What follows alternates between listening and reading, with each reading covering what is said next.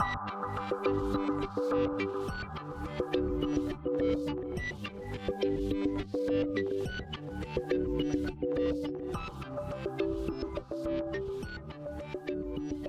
everyone. Thank you for joining us this morning.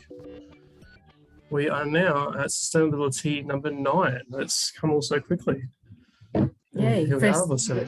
number 9, but first one for the year. Back in the house. Yaara, do you want to take us away with our acknowledgement? Intro. Yes, absolutely. So Nina Mani, everyone. Mani ai. I'd like to acknowledge that we're meeting today on Tandanya, land of the Ghana people, and I pay my respects to their elders past, present, and emerging. And we particularly want to acknowledge the connection that the Aboriginal people have to country, wherever they are, wherever they may be. I think there's a lot to learn from First Nations people around the world in general, but in particular from Aboriginal people in Australia. Their knowledge of country and their ability to survive in this country are just an inspiration to us all. And as I said, a lot to learn. And I think something that we will touch on a bit later on. So we'd like to introduce you all to Tim Jarvis, who's with us today. Tim Jarvis AM. Sorry, that's it. Tim is an explorer and environmental scientist all around, an amazing person that does amazing work to promote climate change awareness and bring it to everyone's knowledge and everyone's attention.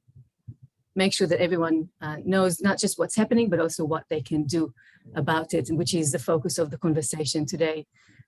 So Tim, without further ado, if you'd like to share your screen, and we'll get stuck into your slide, but let me just remind everyone that this is about a conversation. So we'd like everyone to think about what questions you might have for Tim, and through the presentation, just put them through the chat or just write them down so you can ask Tim at the end of the conversation.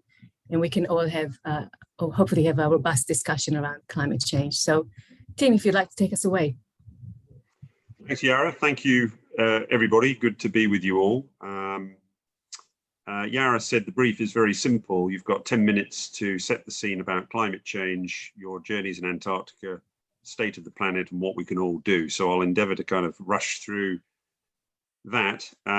If I look tired, it's because I run a reforestation project, but because I've also just returned from Antarctica, and the temperatures there, worryingly, over a 2-month period when I was there, did not go above zero once, or below zero once, I should say. They were always above zero. The coldest temperature we had was 0.5 degree Celsius, which is really pretty worrying down in the Antarctic. Look, I travel to the Antarctic a lot. I've been there a dozen times. I've spent almost 2 years there in total. And it is a remarkable place. It's remarkable because it is Antarctica, but because it is a global common where we've all, I think, collectively agreed to share it without mineral extraction or military activity. It's just there for peaceable purposes and for science, which is great. And it is a beacon of hope in its own right, but it's also a place where, you know, effectively it's almost like the litmus paper of what we're doing to the planet, where changes there reflect what we are collectively doing.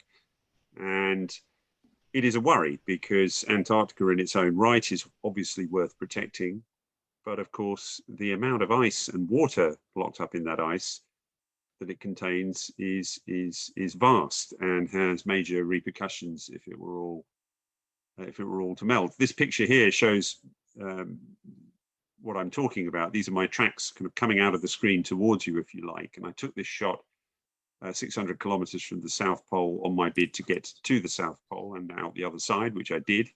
But in the background is a mountain that is 1,000 meters bigger than Mount Kosciuszko, Australia's highest. But only the top 100 meters sticks out of the ice. The other 3,000 meters of the mountain are actually buried in the ice. And my tracks on my way to the South Pole involved me skiing over the summits of mountains, many of which are just not physically big enough to poke through the thickness of ice there. So you're literally going over the tops of those peaks. In terms of numbers, Antarctica is roughly twice the size of Australia. At 14 million square kilometers, and the average ice thickness is 2,050 meters. So we have a staggering 30 million cubic kilometers of ice in the ice cap. 97% of the world's water is in the ocean, of the remaining 3%, 2 is actually in the Antarctic ice. And if it were all to melt, we'd have a 70-meter global sea level rise. That's not going to happen, but we could very, very realistically find ourselves in a scenario where we end up with 1 to 2 meters of sea level rise quite easily, and that would have huge repercussions for everything, not least of all humans, where many of us, of course, live in cities within a meter of current sea level along the coastline, certainly in places like Australia. As I've just mentioned before, I've spent 2 months, just under 2 months, down on the Antarctic Peninsula. The peninsula is a peninsula, obviously, but it extends north from the main body of Antarctica up towards the southern tip of South America. And we've had 3.2 degrees Celsius of warming there in the last 60 years, which is many, many times the natural rate of change. And it's the area of greatest risk, I think, as far as Antarctica is concerned. The majority of the ice is not going to melt, but this stuff on the western side, particularly on the Antarctic Peninsula, is really of concern to us. And my latest trip south really only reinforced that in my mind. Everything is kind of melting. There is some good news in this presentation, by the way, but I'm just sort of setting the scene because I think it's worth doing it. This is a shot I took a few years ago going to Antarctica, and that thing in the background, that wall of ice, is in fact a fragment of the iceberg B-15, which was the largest one to break off Antarctica. Again, to give you an indication of scale, this iceberg was 295 kilometers long by 37 kilometers wide and about 400 meters thick, 15 times the size of Singapore, to give you an indication. So we're dealing with vast landscapes. Antarctica itself, as I mentioned, is twice the size of Australia, and I'm afraid to say, for the good people of Singapore, is 20,000 times the size of Singapore. So it doesn't always go down well when you say that when you present in Singapore, but I'm afraid that's just the reality. They are reclaiming land, so I suppose they're growing. Maybe those numbers will change, but it just gives you an indication of the scale of what we're dealing with. This is not me down south, although I did go and retrace the journey of Sir Ernest Shackleton a few years ago, back in 2013.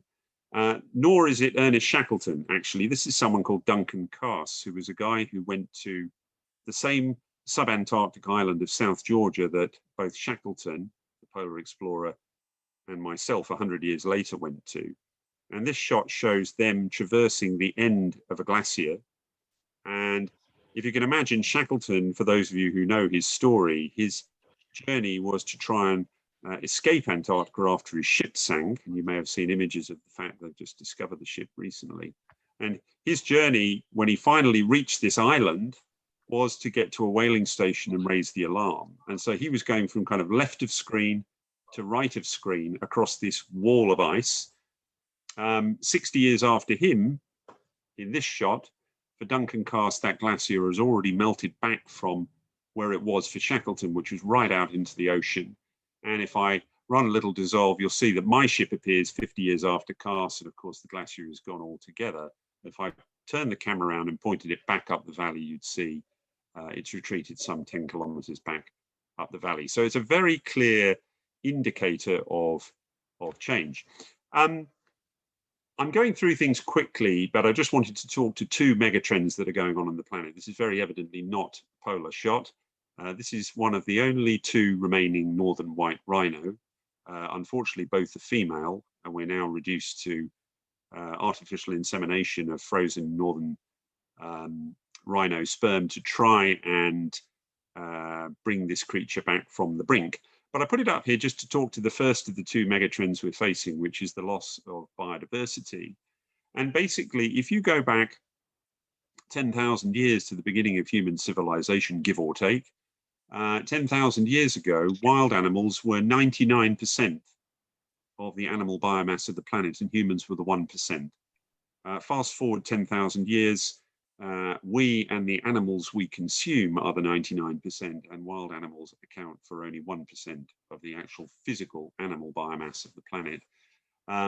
We're around a third, 32%, give or take, and the animals we eat or use the products of. So you know, sheep, goats, pigs, cows constitute the 65, 66%. This is the first big trend that's happening. The second one, of course, is the climate change to which I've been referring already. And I thought I'd just very briefly show you this slide, which is something I put together when I had the sustainability role at Arup. And it shows really the reason for these two issues we're facing, and it's to do really with the amount we consume. I think all too readily we fall back on the fact that there are too many of us at 7.7 billion and climbing probably to 9.5 billion.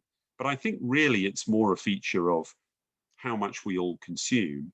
And Arup did some really interesting work about a decade ago, looking at what the total amount of land was that humans had appropriated from nature.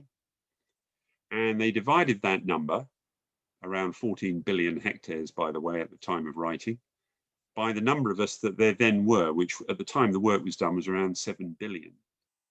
And that then notionally gave us a number of hectares that each of us had available to us. They didn't say that was the right number, they just said that that's the amount of land we'd taken divided by how many of us there were, to give us how much, if we were going to do things equitably, that we should each be using to derive everything in our lives. There's 2 hectares, 2 global hectares, as Arup put it. And that's everything from our education, our holidays, the wine we drink, the houses we live in, the clothes we wear, the computers we use. Everything had to be notionally derived from that 2 hectares. And when we crunch the numbers to look at what actual nations consumed, I think you'll find it quite revealing. And of course, the countries grow in size based on that. Australia, we're at 3.5 times what we should be consuming to be consuming our kind of fair amount, if you like. Africa, that's much maligned, is below 2 hectares. South Asia, smaller again. If we all lived like people in Bangladesh, Pakistan, and India, and I'm not suggesting necessarily we do, but there'd be enough space for 20 billion of us. China is about on the money at just over 2. Europe, roughly 2.5 times what the fair amount would be. UK a bit worse again, and no one will be surprised to see the granddaddy of them all, which is the US, consuming somewhere in the region of 5 times what the fair amount of land would be if we would divide all the land we'd taken from nature equitably. And as I say, 2 hectares is not a desirable amount per person, but it's just what we're consuming. In terms of these 2 megatrends and what they mean for Australia, this is a sort of I think Hassel's actually put this together, so I pinched it off them, and I did ask them sort of afterwards. But it's a notional look at what Australia would look like with 7 meters of global sea level rise, which is something that they were suggesting could happen potentially by 2200, not 2100, based on some of the signs. And the good news, I suppose, is that South Australia would be booming. We would have a massive inland sea because, of course, much of the northern part of South Australia beyond the Flinders is actually below sea level, which is why we have those vast salt lakes, Lake Eyre, Frome, Torrens, because they're part of the largest internally draining drainage basin in the world, where rain falls in Queensland and the Northern Territory and pours to the middle of Australia because it's below sea level. That's the end of the journey. And you get these vast evaporation ponds, which is why you have these salt lakes right up in the northern part of the country. I'm not going to labour the point, but all I'm going to say is that Australia is deemed to be the most climate exposed developed country in the world. I think we're seeing a lot of evidence of that in recent years with extreme weather, so I don't need to talk to that theme. But it's in our interest to do more, and yet we are globally seen as being a laggard, unfortunately, in the area of climate change, if you like. The good news, there's plenty of things we can do. We don't need to invent new technology. We just need to adopt better practices to bring about real step change. And I'm very proud to say that Sharley are involved helping my fork tree project down here at Carrickalinga, which is a sort of showcase example of what land regeneration can look like. We work together with the traditional owners of the land in training up young Aboriginal men and women to work in our nursery and seed orchard that we're setting up.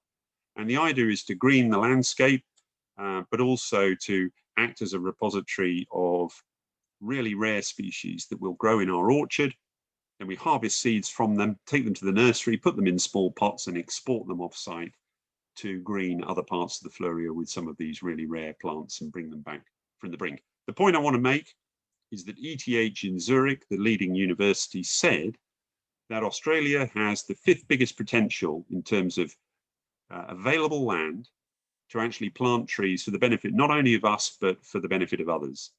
We could be a global carbon sink and be paid very handsomely for performing that kind of function. 50 million hectares was the figure that was mentioned of available land that we have that we have to us to actually plant trees and buy us time in the fight against climate change. Forktree, I regret to inform you, was owned by a guy who was formerly in the demolition business, and so we had a lot of building rubble on site. Well, we are repurposing that as part of a circular economy story, and it's interesting to see how all of these materials can be reused. In fact, no waste has left the site; it all gets repurposed and reused. And the point I want to make here is that 27 million tons, 44% of the waste we generate each year in Australia comes from the built environment sector, which is a sector obviously that you as architects and professionals in that field have the ability to influence. It is an area that really does need to drastically improve, even though there are some great examples of good work being done. But certainly it's constituting almost half of Australia's waste coming from the building and the demolition, built environment and demolition sectors.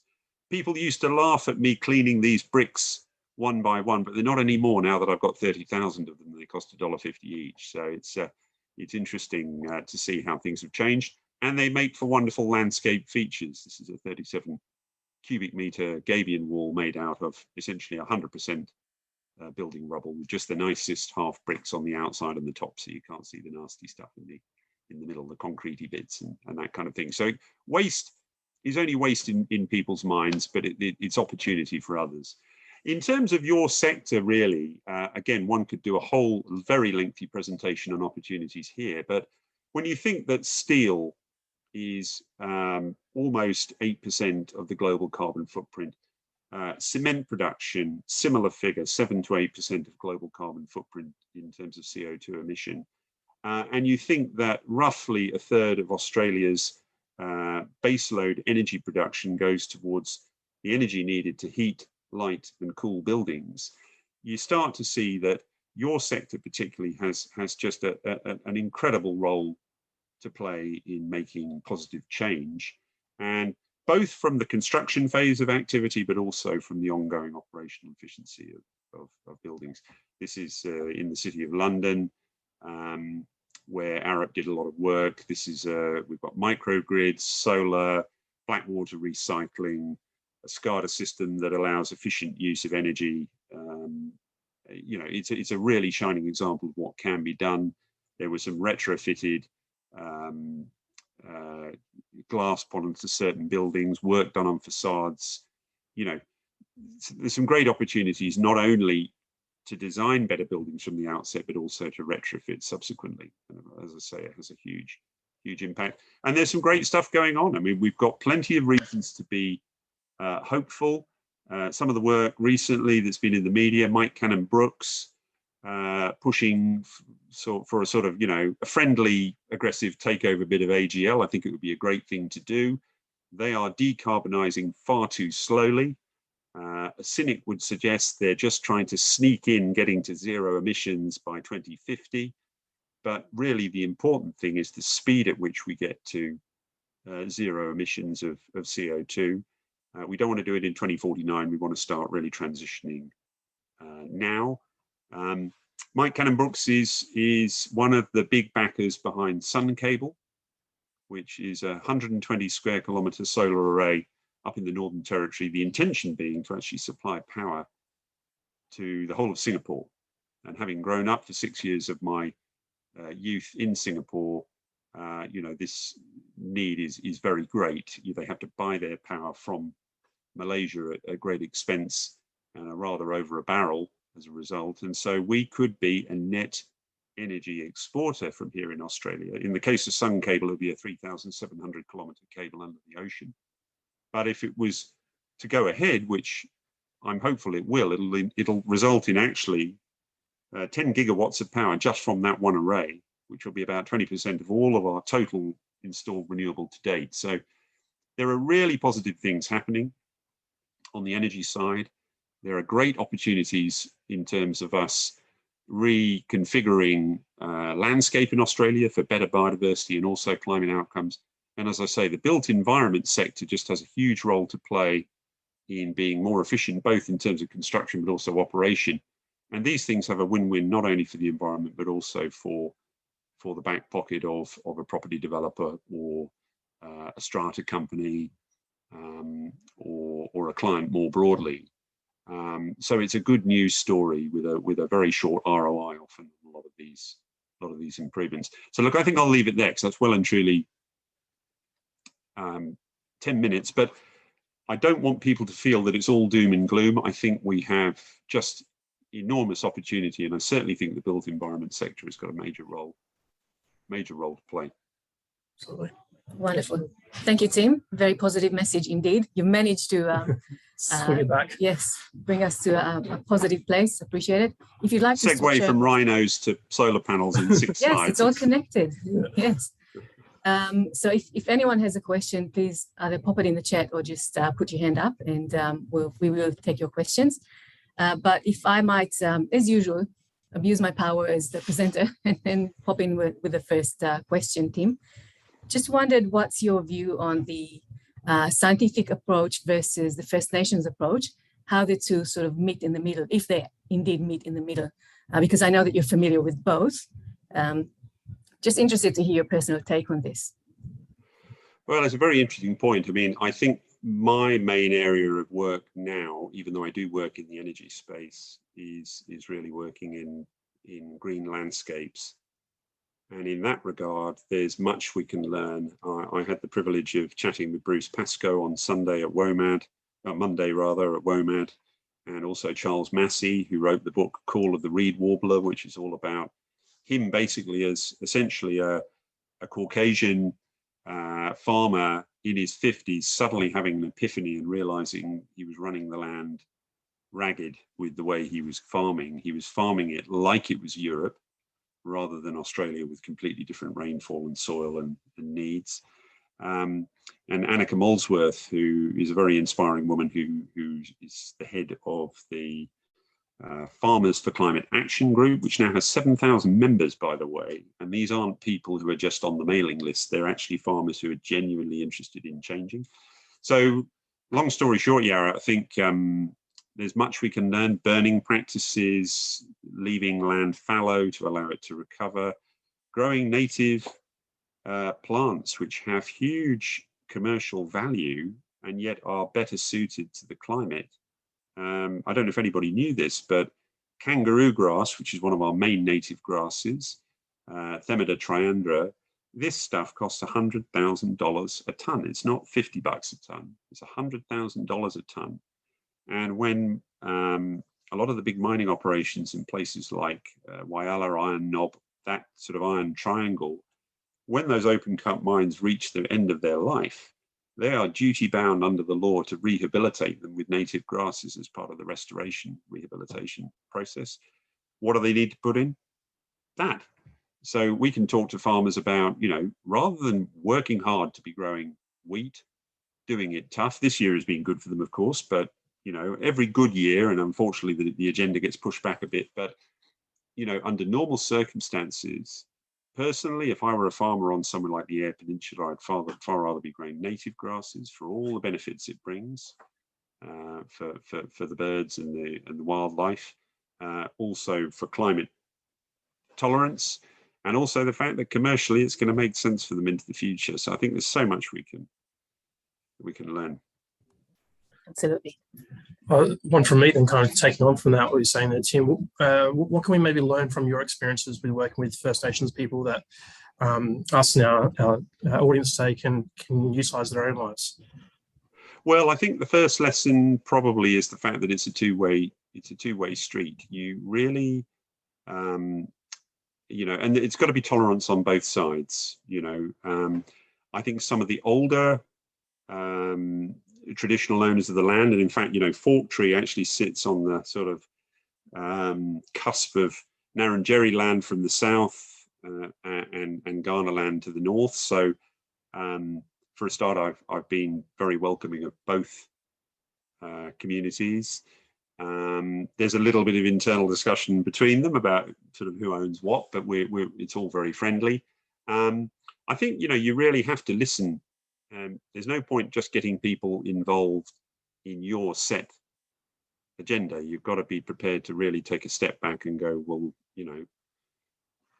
if they say, look, I think you should take a fence out here and do some burning to see what seed might come through if you did some traditional burning that would kill off the introduced species, of course, and bring back whatever seed might have lain dormant in the ground for 100 years, perhaps.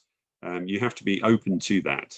Otherwise, you're just paying lip service. So I think it needs to be a genuine partnership, is what I would say, not just a tick box.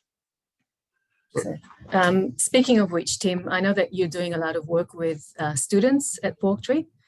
Would you mind talking about your experience with students and education and the impact that has on future generations and perhaps even current affairs? Do these students take the messaging home and teach the parents, as it were?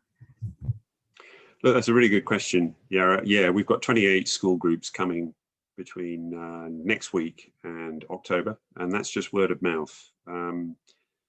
What we want to do is seek out more funding from state government to allow us to deliver things to more of the state schools, because at the moment there's a lean towards some of the private schools have got more means for doing it. We're looking at how we can subsidize coach journeys down with school kids and things like that, but there's huge demand.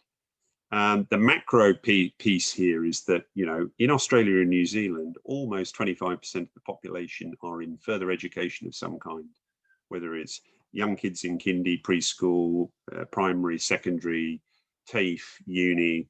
They are a vast, not a good word to use in the current climate, vast army of people that can be called upon who have a vested interest in doing good. And we need to find a way really to engage them. And so we're doing a lot of this at Fork Tree. I think the key thing is turning all the kind of policy speak and strategy into really good, tangible stuff that they can actually do. By all means, tell them the reasoning behind them: weeding, planting, building walls, landscaping, whatever it is they're doing. But I think it's very important to give people tangible stuff to do. I think this is a really important aspect of dealing with humans generally. We are tangible creatures. There's nothing quite like seeing a piece of built environment infrastructure appear, or an area of problem species of plants removed and the native stuff go in. You've got to give people something tangible to work with. For us, we have to make sure that we really are cognizant of the fact that we've got to make sure that the experiences then link back to the curriculum. If they don't, it makes it difficult for teachers to justify the time and for the powers that be in a school to justify the funds for a bus to people to come. So you've got to try and really make it a meaningful experience, not just a sort of a day's working bee where you don't structure any of the take homes at the end. But people love it. I've had engagement with a lot of corporate organizations in schools over many years, and it's nothing quite like what we now have, which is where we have a tangible thing people can do, and it really motivates people. And it's not all about, say, a corporate person coming down and planting a couple of trees and then going, okay, well, now I need to find some land to plant trees on. It's about them thinking, I've done this here. What can I do with my building company back home? Do I replace fleet vehicles with EVs? Do I look at more Zoom calls rather than flying? Do I look at using more wood in built environment structures? Do I look at gyprock, which is lower carbon emission gyprock? Do I look at sustainable steel or low CO2 cement? How much of reused materials can I incorporate into a building design? So it's about sparking a change in thinking as much as anything.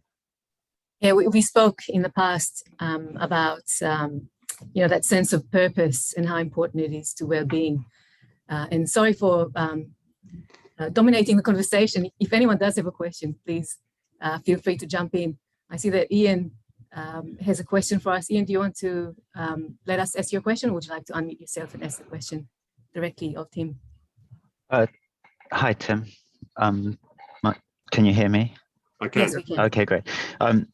My question is around, you mentioned that Australia has this fantastic potential for tree planting and becoming a global carbon sink, which is very exciting from a timber and construction point of view, and the potential for growing plantation timber. But obviously, there's that balance between monocultures and sterile forest and rewilding, and whether you've put any sort of thought into the two different types and how they can be implemented, and to sort of tap that incredible potential for carbon sink and lowering embodied carbon in construction. It's a really good question. The figure that ETH in Zurich, who are the leading university that works in the area of sort of macro scale assessment of carbon sequestration potential, I suppose, of countries and things like that. The figure given was 58 million hectares, actually thinking about it for Australia, which is even a little bit more than I mentioned. And, that land is not currently cities, footy ovals, wheat growing,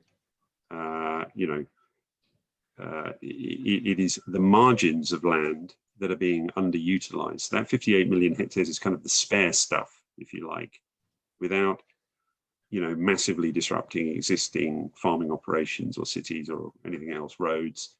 That is the spare agriculture. land.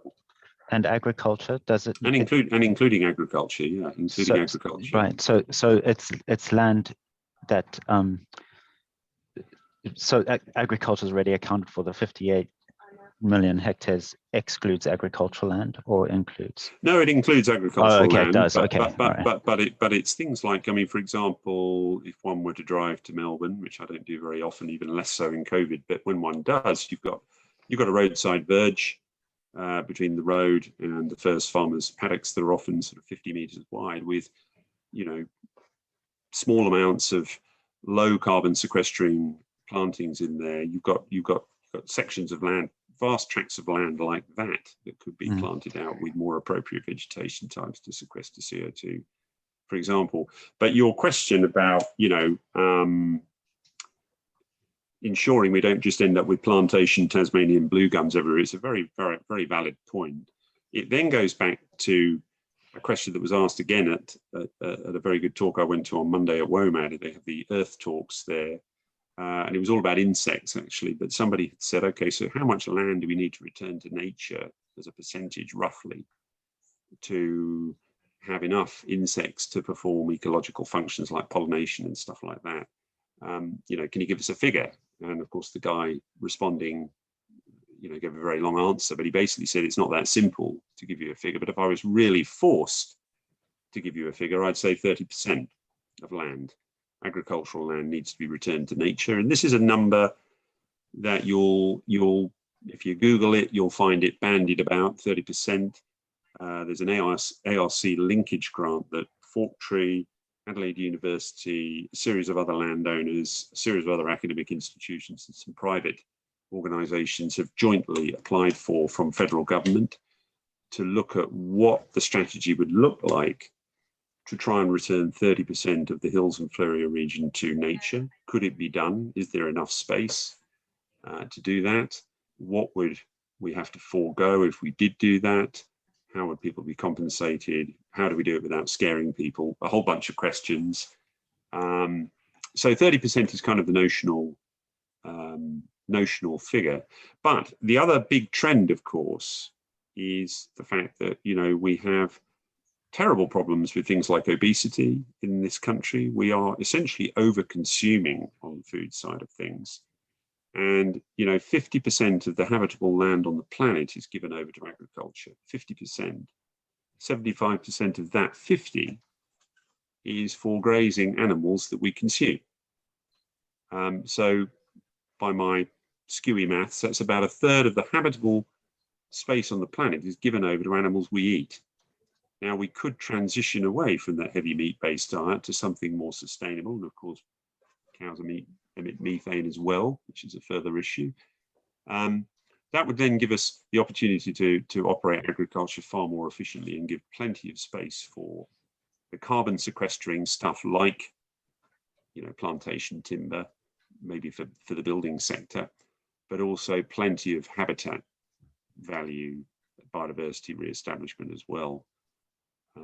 I should at this point mention hemp as well, industrial hemp, which is an incredible material because when it grows so quickly, sequesters so much CO2 as it grows, that hemp is a real wonder crop in terms of its ability to sequester CO2. But when it does so, it's such a woody plant that if you sort of mash it up and mix it with lime, you can essentially make what they call hempcrete, which is a building material with incredible insulation properties, 3 times better than rammed earth in terms of insulation, heat transfer, but also completely fire retardant, so really useful for rural applications. So there are opportunities to grow crops like that too. So I guess my point is that we don't do things very efficiently at the moment, and I think we can have our cake and eat it by having enough room for biodiversity planting, enough room for carbon sequestering plantation timber, if we just change our ways. Super, thanks. Now, Kerry, you had a question as well about native planting for Tim. Would you like to ask your question? Yeah, I mean, it's probably been answered a little bit, but I was just really interested. I know with ASBN, one of the themes we're kind of really keen to pursue is about biodiversity and reconnecting with nature. And we kind of, we deal with the built environment, but we consider it to be everything that humans kind of have a hand in. So that includes planting trees and landscapes and things.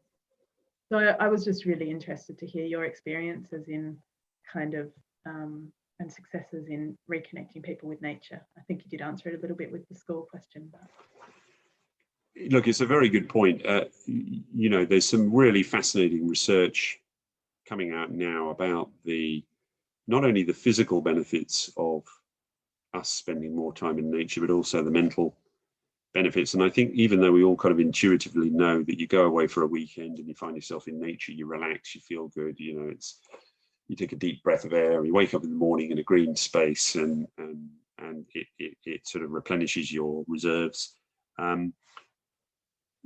Without getting too esoteric on you, I mean, the science is now telling us, the psychology is now telling us that, because humans in one shape or form have been around for a long, long time, hundreds of thousands of years, most of our evolutionary history, we've been in nature. And so kind of intuitively, that's where we are designed. That's the kind of space we're designed to function in, not highly urbanized environments. When we're in nature, we give what they call, in inverted commas, indirect attention to our surroundings. In other words, we don't find them threatening. We're not on high alert. We're not constantly assessing risks like we are when we're in highly urbanized environments. And so as a result, our cortisol levels are lower, stress levels are lower. We're healthier. We are exposing ourselves to those good microbes that are present in soils and plants and fungi. So that's beneficial for our health. Vitamin D from sun, not as long as it's not too much. All of those things. So basically, nature is good for us. And there's a lot of really interesting medical research basically backing this up with numbers, which is what you need to convince people, really. I think the more we can encourage whoever the target audience is we want to change the behavior of to see the value in that, the better off we'll be. At Forktree, we have corporates, we use leadership sort of based training to encourage them to want to come, because they think to themselves, that's something I can reapply in the workplace. But all the while, you're really subliminally giving them sustainability messaging. Kids, you make it directly relevant to whatever aspect of the curriculum relates to them. It might be an outdoor ed class, it could be an ecology class, it could be geography, it could be something to do with native title or you know, indigenous connection to country. It could be something completely different, and you try and dovetail their needs in with what your offering is, and then again you're working the room to try and give them sustainability sort of messaging. So I think it's about finding a touch point to get them there in the first place, and then let nature do its thing. Excellent. Very, very beautifully put, Tim. And we have time for one more question from Mauricio. Mauricio, if you'd like to unmute yourself and ask your question. Yeah, hi. Well, I did find your interjection not too esoteric, because the latest research has shown that actually, yes, nature is better for us. And spending time in it actually lowers our feeling of loneliness. The latest was done just last year during COVID, and just by people having a walk during the park, you feel less lonely, even if you don't have much interaction with other ones. Just being in nature makes you way better and feeling better. But my question will be, when you say touch points and anything, something to take care of this. I'm a landscape architect, and I know that we're not only going to have to reduce the impact of climate change, we're going to have to fight with it with infrastructure, with green infrastructure. Do you see that change happening here in Australia? Like moving from purely civil answers to the climate change, rising sea levels, inundations in Queensland, bushfires, moving into a green infrastructure, doing the work to ameliorate the impact of climate change, and who is doing it better here in Australia, so we can follow them?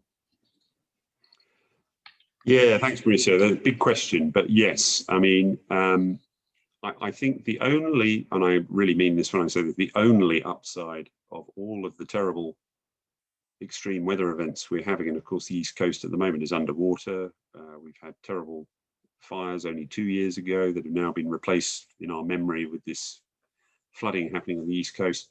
I mean, most of the climate modeling suggested really many years ago that with warming, you end up with more energy in the system. More energy in the system means that places with a predisposition to being dry are going to get drier, and those places that have a tendency to have wet weather events, a big rainy season, are likely to get wetter. And yes, we're in a La Nina year where we have a particular kind of longer term cycle going on, but I think we're seeing it. So I think the only upside of this is that politicians are sitting up and now taking notice, because they've got these very obvious events going on.